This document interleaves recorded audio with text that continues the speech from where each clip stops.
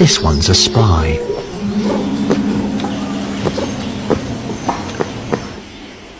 He's eyeing up a warty chameleon. To their own kind, they are fiercely territorial.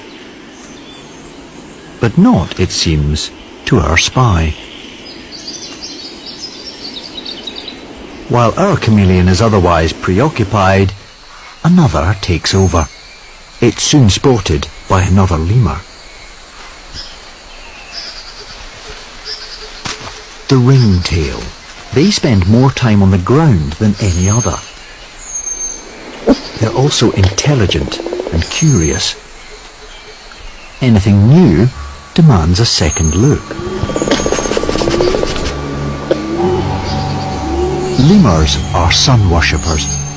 Adopting the lotus position helps raise their body temperature, vital for an animal with a low metabolism.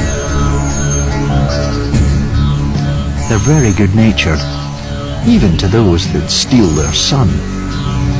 After half an hour's meditation, the day begins. They live in large groups, up to 30 strong. Their tail acts as a flag, making sure no one gets lost.